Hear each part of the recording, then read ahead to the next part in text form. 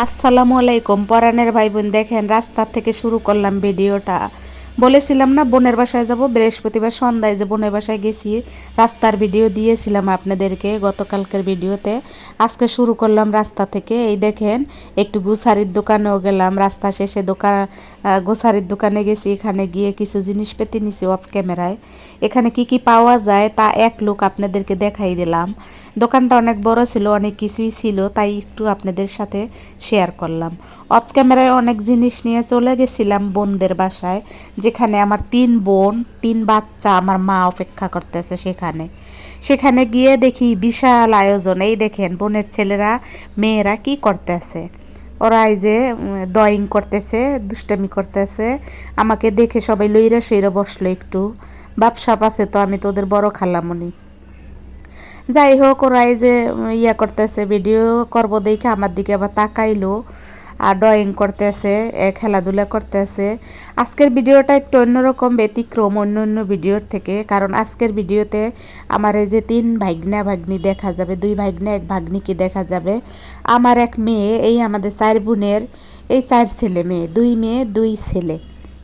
ছোটো বোনের তো বিয়েই হয় নাই, বাচ্চা কই থেকে আসবে, বিয়ে যেহেতু হয় নাই, ছোটো বোনকে বিয়ে শাদি দিতে হবে। এই তো তারপর দেখতে থাকেন আমার আম্মাই যে রুটি ভাজতেছে। এই রুটির সাথে রুটি ভাজাটা আপনাদেরকে দেখাইতেছি, কিন্তু খাসির গোশ রান্না করছে, ওটা আপনাদেরকে দেখাইতে পারবো না। তার কারণ হইল ওটা একটু ঝামেলা আছে, ওটা ভিডিও করছিলাম আমি, কিন্তু ডিলেট হয়ে গেছে, তাই ওই ভিডিওটা রিমুভ থাকবে। তবে প্লেটে যে খাসির মাংস নিয়েছিলাম সেটা আপনাদের মাঝে দেখাইতে পারবো।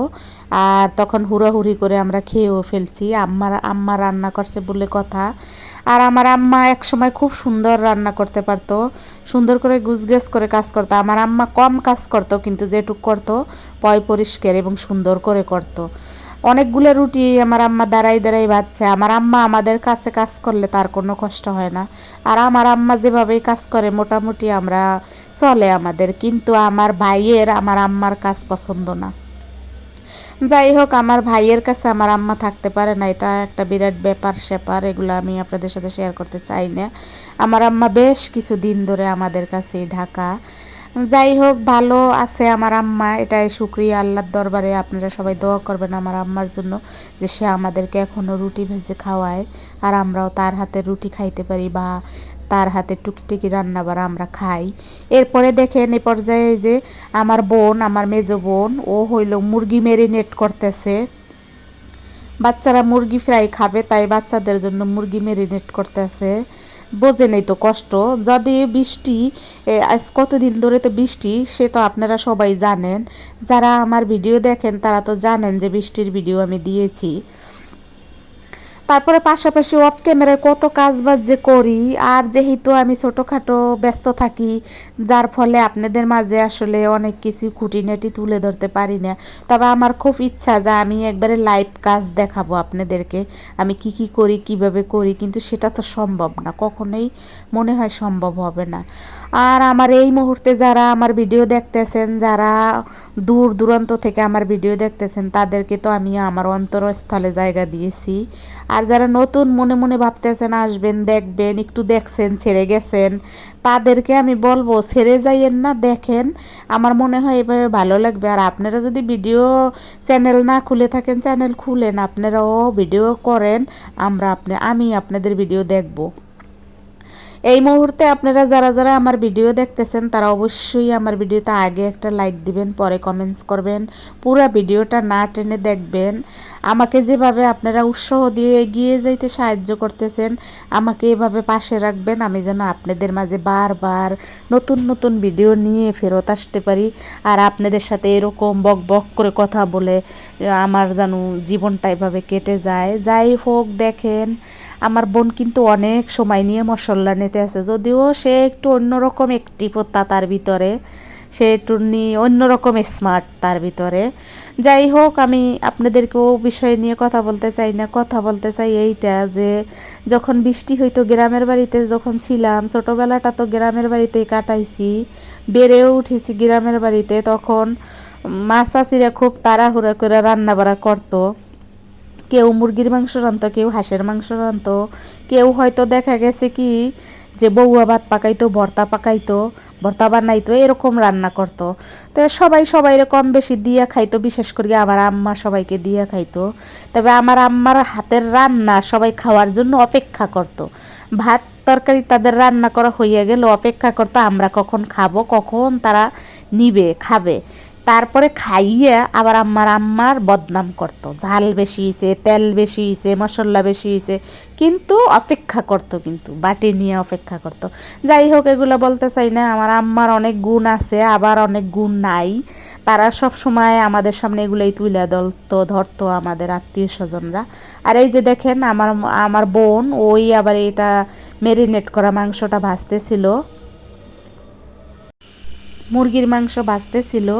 এগুলা হইলো ফ্রাই করতেছিল, মুরগি ফ্রাই। এগুলো নিয়ে আসবো বাসায় আমি, এই জন্য তাড়াহুড়া করতেছিলাম আমি। এই যে তারপরে খাসির মাংস দিয়ে রুটি খাবো, আর পাশে ছিল কোক আর রুটি আর খাসির গোশ, এগুলো খাইয়ে বাসায় চলে আসবো।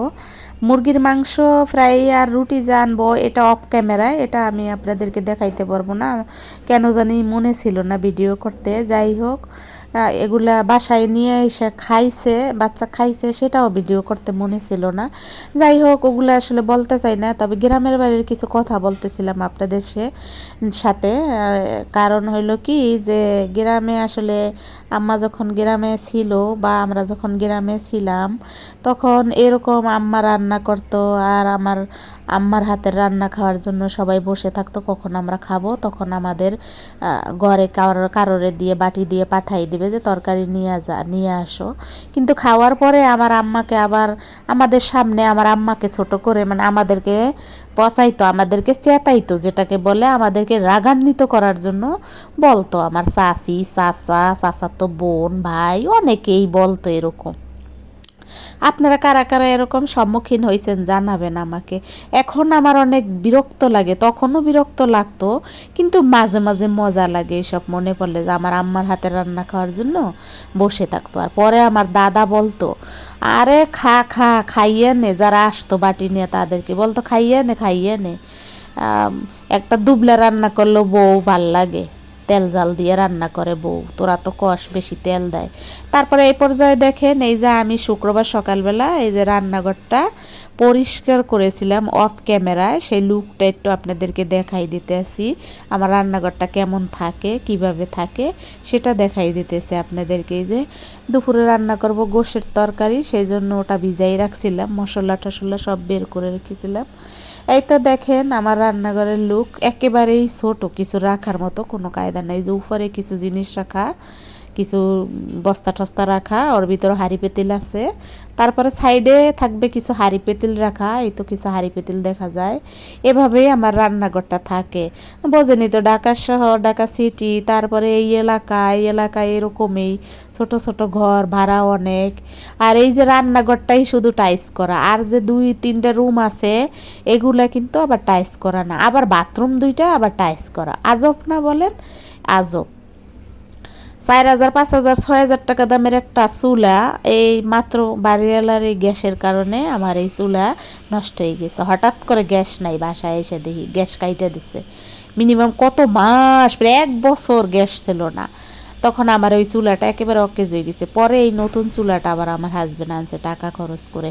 এতে বাড়িওয়ালার কিছু আইসে যায় না, কিন্তু বাড়িওয়ালার যদি 1 টাকা দিতে দেরি হয়, তাহলে বাড়িওয়ালার মনটা খুব খারাপ থাকে। যাই হোক, বাড়িওয়ালা তো আসলে আমাদের মাথার মুকুট, সকল বাড়িওয়ালা সকল ভাড়াইটার কাছে মাথার মুকুট। অফ শেষে খেয়েছিলাম আমি কাজ শেষ করে, এটা কিন্তু আমার অফিসে যাওয়ার টাইম। এই সময় আমি চুলা পরিষ্কার কইরা পরে চা খেয়েছি, গোসল সাইরা চা খাইছি। তাহলে বোঝেন এটা 7:30টার দিকের ভিডিও। তাহলে আমি কত আগে উঠাই চুলা পরিষ্কার করছি। যাই হোক, আপনারা হয়তো যারা আমাকে মনে করে ভালোবেসে দেখেন, তারা আমাকে হয়তো দেখতে দেখতে আমার কাজকামগুলোর বুঝতে পারেন বা ভাবেন, বা আমার ফিলিংসটা আপনারা বুঝতে পারেন যে আমি কোনভাবে কাজ করি, কি করি। আর এই মুহূর্তে যারা আমার ভিডিও দেখতেছেন, লাইক দিতে ভুলে গেছেন, ছোট করে একটা লাইক দেন, ছোট করে কমেন্টস করেন। কিছু চা বেশি বানাইছিলাম, যদি কেউ খায় দেবো। আসসালামু আলাইকুম, সবাই ভালো থাকবেন। আবার যেন আসতে পারে। আল্লাহ